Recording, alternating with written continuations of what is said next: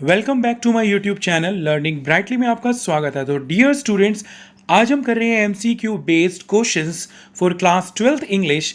Name of the book flamingo, chapter number 1, the last lesson with answers. तो चलिए students, आज हम करते हैं अपनी क्लास 12th इंग्लिश का लेसन नंबर 1। बुक का नाम है फ्लैमिंगो और लेसन का नाम है द लास्ट लेसन। वैसे है ये हमारा लेसन नंबर 1। क्या कोइंसिडेंट है ना। चलो स्टार्ट करते हैं। Just have a look. The question number 1 देखिए। France looked for opportunities to skip school to do what? यानी कि फ्रांस देखता है अपॉर्चुनिटीज़, यानी कि वो अवसर ढूंढता है कि स्कूल को कैसे मैं स्किप करूं, और वो क्या करता है इसके लिए। देखते हैं। Option A, work on meals, वो मील में वर्क करता है। गो फिशिंग, फिशिंग के लिए जाता है यानी कि मछलियों के लिए, ठीक है, यानी कि मछली पकड़ने। वाटर द प्लांट्स, पेड़ों को पानी देता है। या कलेक्ट बर्ड्स, या फिर वो बर्ड्स को कलेक्ट करता है यानी कि पक्षियों को इकट्ठा करता है। तो हमारा ऑप्शन क्या है? करेक्ट ऑप्शन है हमारा डी। वो क्या करता है? Collect birds. ठीक है, चलिए see the next one. Just have a look the question number 2। Second question देखिए। What was France banking on to enter the class as he was late? यानी कि वो क्लास में आने से पहले थोड़ा सा झिझक क्यों रहा था जब वो लेट हो चुका था। ठीक है, बैंकिंग ऑन का मतलब वो आना चाह रहा है, देख रहा है, लेकिन वो अचानक से रुक जाता है। ऐसा क्या होता है? Option A, M Hamel's teaching on the black board. M Hamel क्या कर रहे हैं? बोर्ड पर पढ़ा रहे हैं। या फिर option B, commotion in the class, या बिल्कुल क्लास में क्या है? सन्नाटा छाया हुआ, बिल्कुल शांति है। या option C, Hauser helping him sneak in, यानी कि वो हॉसर उसकी मदद कर रहे हैं। स्नीक मतलब क्या होता है? पर्टिकुलर स्नीकिंग करने के लिए। या option D, to quietly walk in when everyone was preoccupied with participle, यानी कि वो चुपचाप जाने के बाद ये सोचता है कि यार अगर मैं चला गया तो क्या पता वो पहले से प्री ऑक्यूपाइड हो पार्टिसिपल को लेकर, यानी कि जो टॉपिक ऑलरेडी डिस्कस हो रहा था। ठीक है, तो चलिए देखते हैं हमारा ऑप्शन कौन सा करेक्ट है। हमारा ऑप्शन करेक्ट है B, commotion in the class, यानी कि क्लास में बिल्कुल सन्नाटा था, बिल्कुल शांति थी। ठीक है, चलिए देखते हैं next question. Question number 3, just have a look.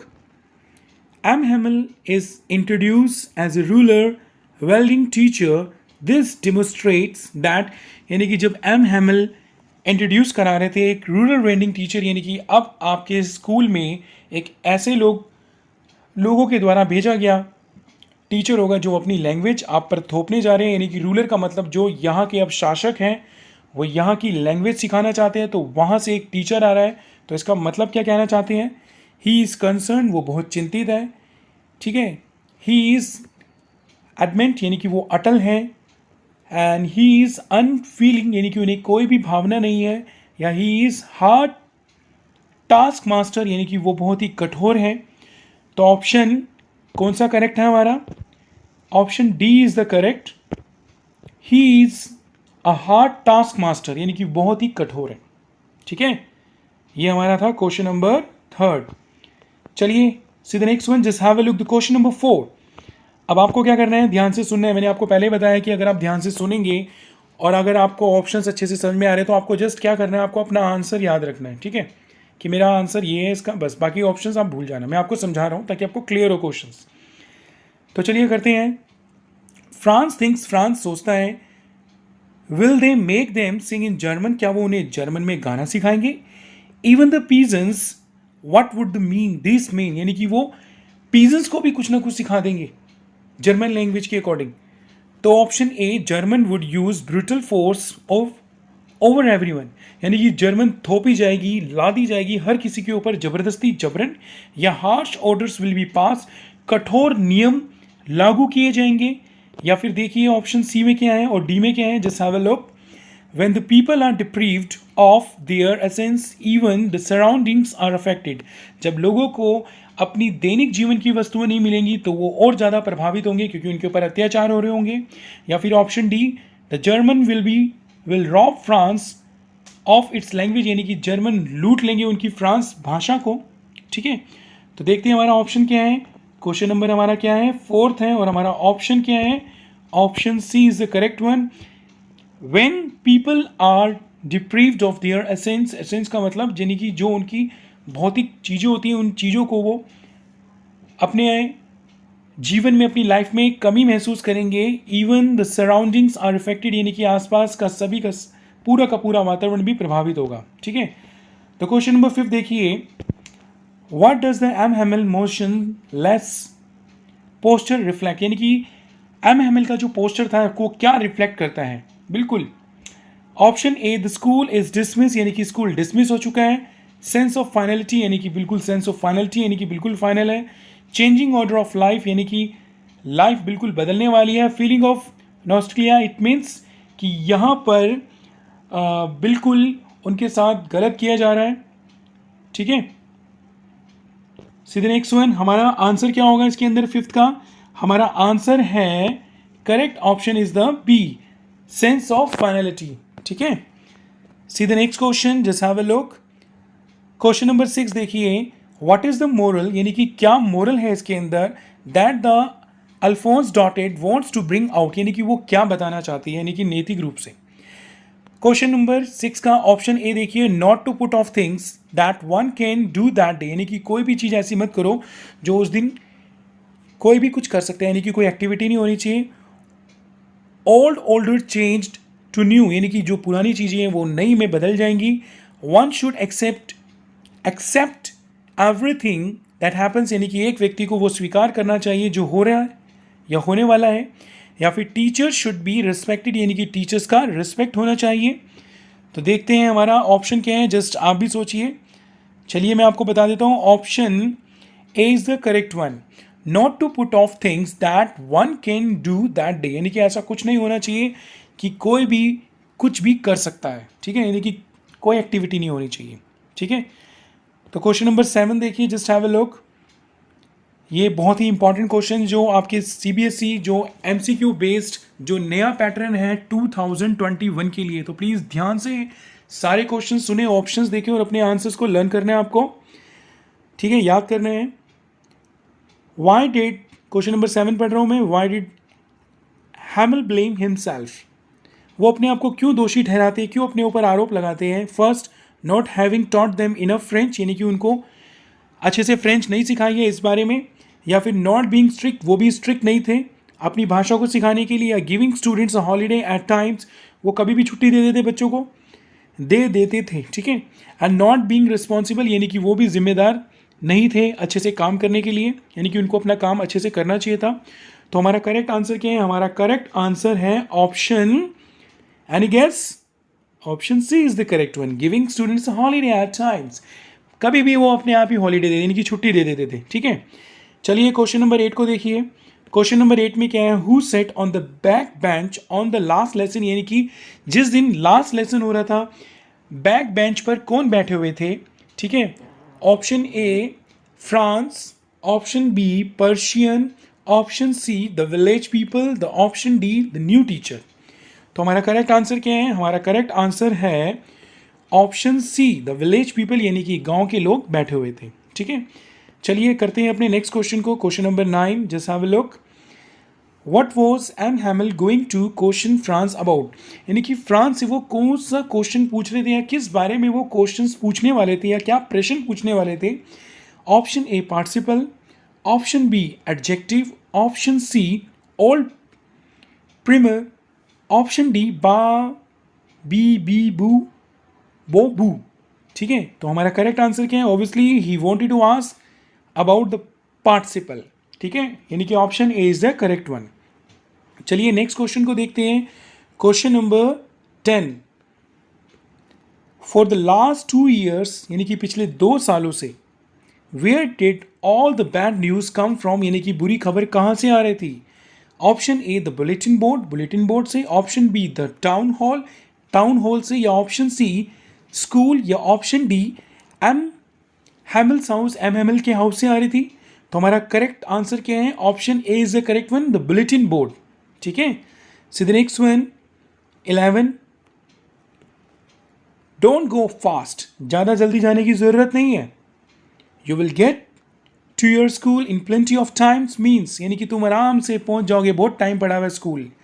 Option A getting late, देर हो रही थी उसे। ऑप्शन बी वेरी अर्ली, बहुत ज़्यादा जल्दी जा रहा था। ऑप्शन सी नॉट अर्ली, या ऑप्शन डी अर्ली इनफ, यानी कि बहुत ज़्यादा जल्दी हो गई थी उसको निकलने के लिए।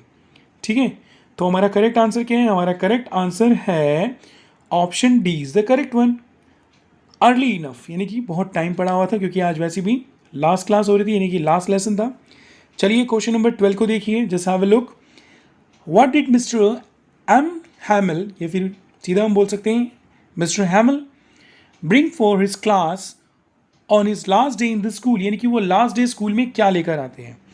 Option A new pens, option B new notebooks, option C sweets, या ऑप्शन डी स्टोरी बुक्स। तो हमारा करेक्ट आंसर क्या है? हमारा करेक्ट आंसर है वो लेके आते हैं स्टूडेंट्स के लिए न्यू बुक्स, नोटबुक सॉरी, ठीक है, न्यू नोटबुक्स। तो प्लीज़ इसे आप अच्छे से याद करें। चलिए see the next one, question number 13 देखिए। What Franz expected to be prepared for at the school that day, यानी कि वो क्या प्रिपेयर करके जाने वाला था, या उससे क्या उम्मीद की जा रही थी कि वो क्या प्रिपेयर करके जाएगा? ऑप्शन ए सॉन्ग प्रिपेयर करना था, ऑप्शन बी डांस प्रिपेयर करना था, ऑप्शन सी ऐसे राइटिंग, या option D participle. So obviously हमारा आंसर क्या है? Option D is the correct one. ठीक है, option D is the correct one, participle. ठीक है, चलिए चलते हैं अपने नेक्स्ट क्वेश्चन पर। डियर स्टूडेंट्स, इस साल एमसीक्यू बेस्ड है, तो प्लीज़ हर एमसीक्यू क्वेश्चन को ध्यान से सुने। अगर आप ध्यान से सुनेंगे तो आपको ऑप्शंस पता लगेंगे, अगर आपको ऑप्शंस पता लगेंगे तो मैं आपको आंसर बता रहा हूँ, तो आप अच्छे से आंसर्स को याद करेंगे। ठीक है, चलिए मिलते हैं नेक्स्ट क्वेश्चन के अंदर। Why did the villagers come to meet M Hamel in the school, यानी कि सारे के सारे गाँव वाले क्यों मिलने आते हैं एम हैमल से? टू कंप्लेन करने के लिए, यानी कि शिकायत करने के लिए, टू से गुड बाय, बाय बाय करने के लिए, अलविदा, टू गॉसिप, गप्पे मारने के लिए, टू शो ग्रैटिट्यूड, यानी कि उनका आभार प्रकट करने के लिए। तो ऑप्शन क्या है हमारा? Option D is the correct one, to show gratitude, उनका आभार प्रकट करने आए थे वो। ठीक है, see the next one, question number 15 देखिए। वाई वॉज फ्रांस सरप्राइज, यानी कि फ्रांस उस दिन इतना हैरान क्यों हो जाता है?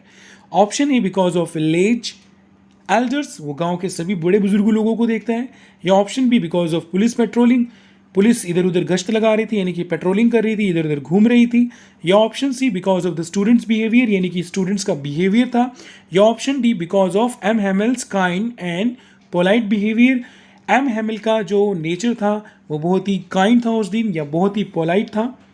ठीक है, वो ये देखकर हैरान था। तो हमारा करेक्ट आंसर क्या है? Obviously option D is the correct one, because of M Hamel's kind and polite behaviour. M Hamel का जो बिहेवियर था बहुत ही दयालु था और बहुत ही विनम्र था। बाकी दिनों में वो क्या रहते थे? बिल्कुल स्ट्रिक्ट और गुस्से वाले। ठीक है, तो क्वेश्चन नंबर 16 देखिए, just have a look. What did France find on reaching the school, जब वो स्कूल पहुंचता है तो उसे क्या दिखता है? वो क्या पाता है? पीपल वर डांसिंग, लोग डांस कर रहे थे। स्कूल वॉज क्लोज्ड, स्कूल बंद हो चुका था। पुलिस पेट्रोलिंग, पुलिस इधर उधर घूम रही थी। या स्ट्रेंज क्वाइटनेस, बिल्कुल शांति थी, अजीबोगरीब माहौल बना हुआ था। तो हमारा आंसर क्या है? हमारा आंसर है option D is the correct one, strange quietness, बिल्कुल शांति थी, बिल्कुल चुपचाप बैठे हुए थे सारे। ठीक है, just have a look the question number 17, the second last question of this lesson. The story, the last lesson highlights which human tendency, यानी कि मनुष्य की किस प्रकृति, किस विचारधारा, किस व्यवहार को या किस स्वभाव को बताती है? ऑप्शन ए मेल शोनिज्म, इसका मतलब होता है मेल शोनिज्म का मतलब होता है कि पुरुष अंध राष्ट्रवादी, यानी कि बिल्कुल अंधे हो चुके हैं, यानी कि राष्ट्र को लेकर पुरुष अंध राष्ट्रवादी। The next one, procrastination, procrastination का मतलब होता है टाल मटोल करना, इधर उधर की बातें। या करेज का मतलब होता है उत्साह, कावर्डाइज का मतलब होता है कायर। तो हमारा करेक्ट आंसर क्या है? हमारा करेक्ट आंसर है प्रोक्रास्टिनेशन। आई रिपीट, प्रोक्रास्टिनेशन, टाल मटोल करना। ठीक है, तो चलिए करते हैं अपने नेक्स्ट क्वेश्चन को, question number 18, just have a look. Who is the author of the last lesson, यानी कि इस लेसन का लेखक कौन है? लास्ट लेसन का option A Jane Austen, option B Rabindranath Tagore, option C none, इनमें से कोई नहीं, या ऑप्शन डी अल्फोंस डॉटेड, यानी कि अल्फोंस डॉटेड है, तो हमारा करेक्ट आंसर क्या है? हमारा करेक्ट आंसर है अल्फोंसे डॉटेड। ठीक है, अल्फोंसे डॉटेड। ठीक है, तो डियर स्टूडेंट्स, आई होप कि आपको ये वीडियो पसंद आई है। तो प्लीज़ अगर आपको वीडियो पसंद आई है तो वीडियो को लाइक करें, चैनल को सब्सक्राइब करें और चैनल को शेयर करें। और मैं आपसे यही कहूँगा कि आप डेली वीडियो के साथ बने रहें। ठीक है, कुछ ना कुछ आपको नया सीखने को मिलेगा, चैनल के साथ जुड़े रहें। ठीक है, और प्लीज़ ध्यान से सुने ऑप्शंस को और अपने आंसर को अच्छे से याद कर लें। अगर आप एक बार ध्यान से सुन लेंगे तो आपको हमेशा के लिए याद हो जाएंगे। ठीक है, सो आई होप कि आपको ये टॉपिक यानी कि लेसन नंबर 1 क्लियर है। मिलते हैं अपनी नेक्स्ट वीडियो में। Till then good bye, thank you so much.